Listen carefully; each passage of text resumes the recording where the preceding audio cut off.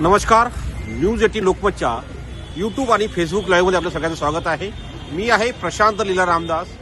आज एक अत्यंत महत्त्वाची घडामोड राजधानी दिल्लीत घडलेली आहे. राष्ट्रवादी काँग्रेस पक्षाचे अध्यक्ष अजित पवार हे शरद पवार यांच्या निवासस्थानी दाखल झालेले आहे. शरद पवार यांचं राजधानी दिल्लीमध्ये 6 जनपथ इथे त्यांचं निवासस्थान आहे. महत्त्वाचं म्हणजे या निमित्ताने अजित पवार ज्या निमित्ताने दिल्लीत दाखल झालेले आहेत त्यामागे खरं कारण असं आहे की येत्या 12 डिसेंबरला शरद पवार यांचा वाढदिवस आहे. मात्र यावेळेस ते वाढदिवस मुंबईत साजरा करणार आहे.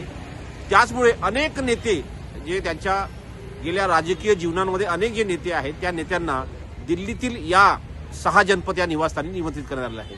सगळ्यात महत्त्वाचं म्हणजे शरद पवार यांच्या निवासस्थानी अजित पवार दाखल झालेले आहेत.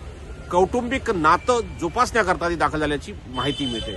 महत्त्वाचं म्हणजे या सगळ्यामध्ये अत्यंत महत्त्वाचं हे आहे की ज्या पद्धतीनं राजकीय वाद अजित पवार आणि शरद पवार यांच्या दरम्यान सुरू आहे, सुप्रिया सुळे यांच्या दरम्यान सुरू आहे, त्या वादाच्या नंतरही अजित पवार हे राजधानी दिल्लीतील 6 जनपद या निवासस्थानी दाखल झालेले आहे. आज सकाळपासून चर्चा होती की अजित पवार हे दिल्लीला येतील, पण ज्या पद्धतीनं चर्चा पुढे आली की प्रफुल्ल पटेल, अजित पवार हे दाखल झाले आहे, पण सुनील तटकरे देखील येण्याची शक्यता व्यक्त केली जात आहे. दरम्यानच्या काळात माजी केंद्रीय गृहमंत्री सुशीलकुमार शिंदे हे देखील आलेले आहेत. त्यांच्या पुत्री खासदार शिंदे या देखील आलेल्या आहेत.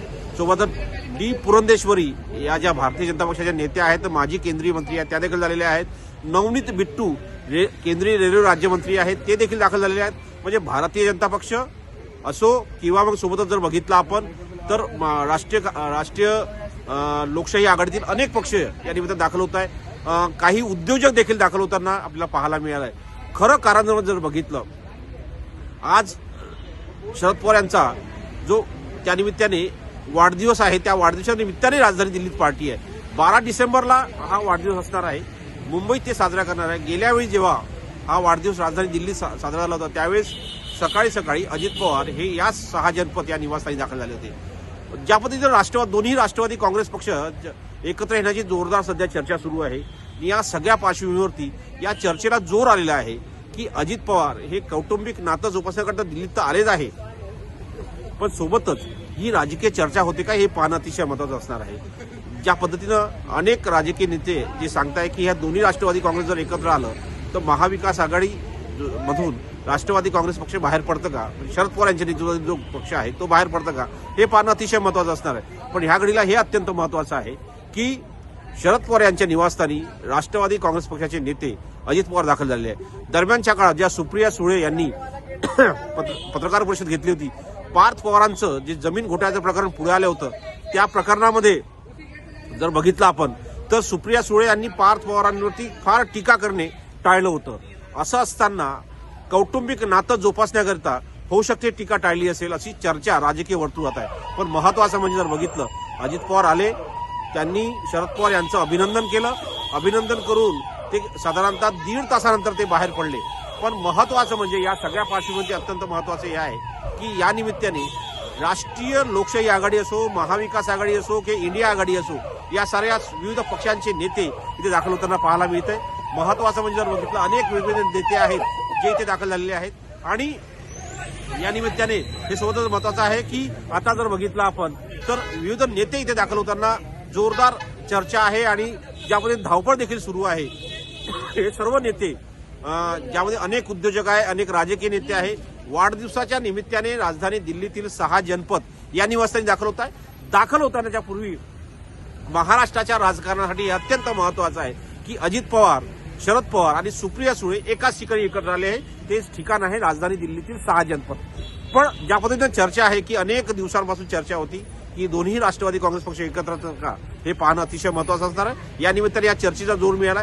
दुसरीकडे शरद पवार यांची डिनर डिप्लोमसी देखील अत्यंत महत्त्वाची आहे. कारण की हे याच वर्षी जर बघितलं आता डिसेंबर महिन्यात पुढच्या वर्षी म्हणजे 2026 मध्ये शरद पवार हे सेवानिवृत्त होणार आहे राज्यसभेतून. त्यामुळे पुन्हा ते येतात का हे देखील पाहणं अतिशय महत्त्वाचं असणार आहे. त्यासाठी ही डिनर डिप्लोमसी आहे का हे देखील पाहणं अतिशय महत्त्वाचं असणार आहे. कारण की काँग्रेसचे अनेक महत्त्वाचे नेते ते देखील इथे येत आहे आणि या निमित्ताने जी चर्चा आहे की राष्ट्रवादी काँग्रेस पक्षाचे सर्वेसर्वा जर बघितलं, शरद पवार यांच्या पक्षाचे शरद पवार हे ज्येष्ठ नेते आहे आणि त्यांना भेटण्याकरिता दिल्लीतील अनेक महत्वाचे नेते दिल्लीत येतात.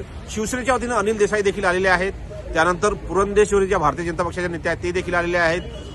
गुलाम नबी आझाद हे देखील नेते आलेले आहेत. माजी काँग्रेस नेते, पण सध्या आता त्यांचा वर्तमान एक वेगळा पक्ष आहे. सोबतच पीसी चाको हे देखील आलेले आहेत, ते काँग्रेसमध्ये आहे. त्यानंतर तारिक अनवर आलेले आहेत. यानंतर काही वेळात दिग्विजय सिंग येतील अशी देखील चर्चा आहे. काही मोठे उद्योजक देखील आलेले आहेत. या सगळ्याच्या निमित्ताने हे अत्यंत महत्वाचं आहे की डिनर डिप्लोमसीच्या निमित्ताने राष्ट्रीय लोकशाही आघाडी म्हणजे एनडीएचे नेते असो, काँग्रेसचे नेते असो, एनसीपीचे नेते असो का शिवसेनेचे नेते असो, हे सर्व नेते एकत्रितपणे शरद पवार यांचं अभिनंदन करण्याकरता त्यांच्या 6 जनपद इथे निवासस्थानी दाखल झालं आहे. पण सर्व आकर्षण जे आहे ते अजित पवार आणि शरद पवार यांच्या भेटीचं. धन्यवाद.